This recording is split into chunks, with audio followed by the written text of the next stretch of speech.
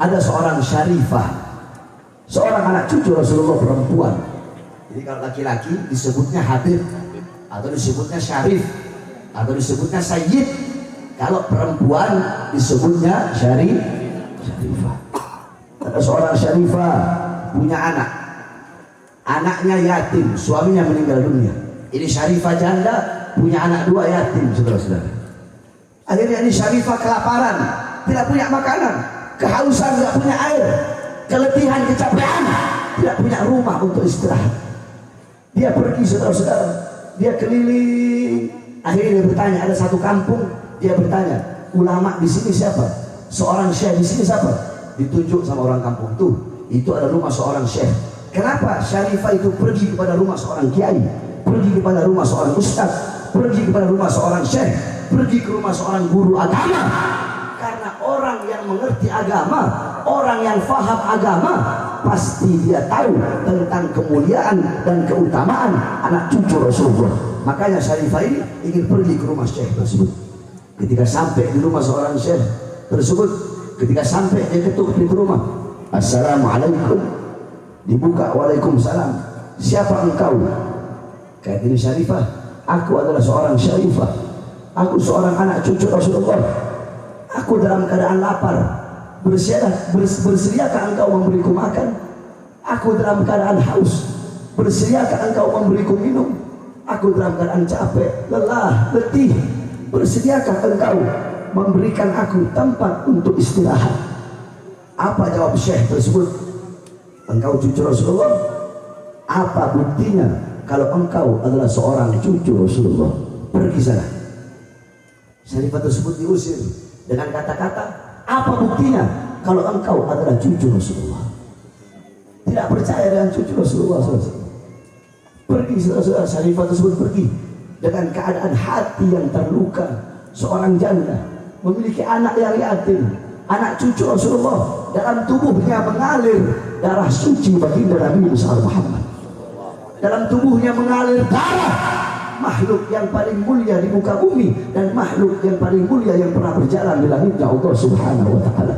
Di dalam tubuhnya mengalir darah seorang manusia yang pagi, siang, sore, malam tidak makan, kelaparan bukan untuk keluarganya, kelaparan bukan untuk anak cucunya, tetapi kelaparan demi kalian sebagai umatnya. Mengalir darah seorang manusia yang pernah mengganjal perutnya dengan batu-batu kerikil, kelaparan 3 hari 3 malam tidak makan apapun.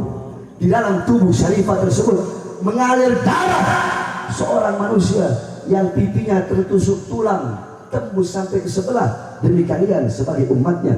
Di dalam tubuh syarifah tersebut mengalir darah seorang manusia yang ketika pergi ke kota Taif dilempari dengan batu. Ketika batu tersebut mengenai dahi beliau, kemudian akan mengeluarkan darah, memuncul darah, beliau tampung darah tersebut agar tidak jatuh di atas tanah. Sahabat bertanya, ya Rasulullah, kenapa kau tampung darahmu ya Rasulullah? Apa kata beliau? Andaikan darahku jatuh di atas tanah ini, andaikan darahku jatuh di atas bumi, maka penduduk Taif yang melempariku dengan batu akan ditenggelamkan oleh bumi. Maka aku tampung darah tersebut agar bumi tidak menelan mereka, karena mereka adalah umatku. Pergi syarifah tersebut.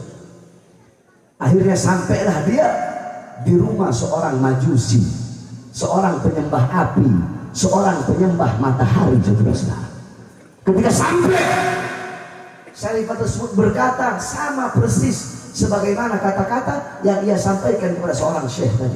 Aku seorang syarifah, aku anak cucu Rasulullah, aku kelaparan belum makan, bersedia kamu kasih makan, aku haus, bersedia kamu kasih minum.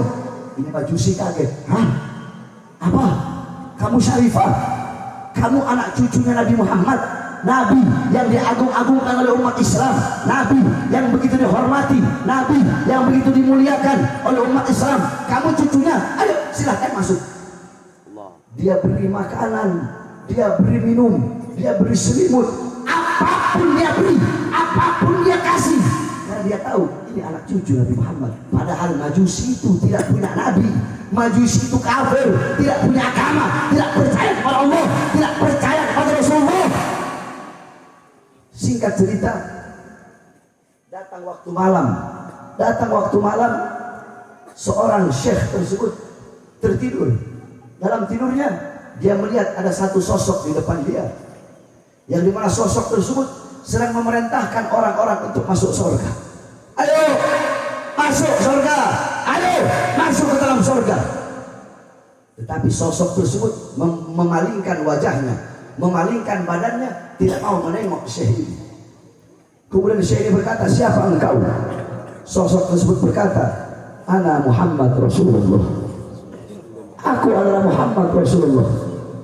Rasulullah tidak mau memandang orang tersebut, syekh tersebut. Kemudian syekh ini berkata, ya Rasulullah, itu orang-orang yang kamu suruh masuk surga siapa? Kata Rasulullah, orang-orang yang aku suruh masuk surga, mereka adalah umatku. Kemudian syekh tadi berkata, ya Rasulullah, aku umatmu.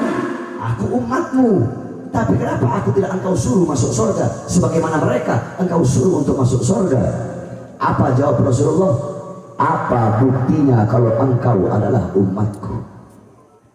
Apakah engkau masih ingat kata-kata ini yang engkau lontarkan kepada anak cucuku yang membutuhkan makan, minum, yang membutuhkan istirahat?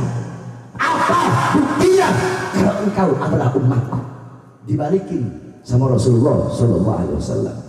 Bangun ini syekh dari tidurnya, langsung dia bingung, dia cari ini Syarifah sampai ketemu di rumah orang Majusi tersebut. Ini syekh berkata, wahai Majusi, berikan Syarifah itu kepadaku. Berapapun, apapun yang kamu minta akan aku berikan. Apa kata Majusi? Tunggu dulu, sembarangan aja kamu mau ambil di Syarifah. Ketahuilah, sebab Syarifah ini, sebab anak cucu Rasulullah ini, aku masuk ke dalam Islam. Dan aku bermimpi bahwasanya kakeknya Rasulullah mempersiapkan aku istana yang begitu megah di dalam surga Allah Subhanahu wa Ta'ala. Kalau saya tanya semua masyarakat yang ada di sini, khususnya umumnya masyarakat Garut, kepada para habaib, kepada para anak cucu Rasulullah, mau cinta atau mau benci? Cinta atau benci? Mau cinta atau benci? Cintai beliau-beliau.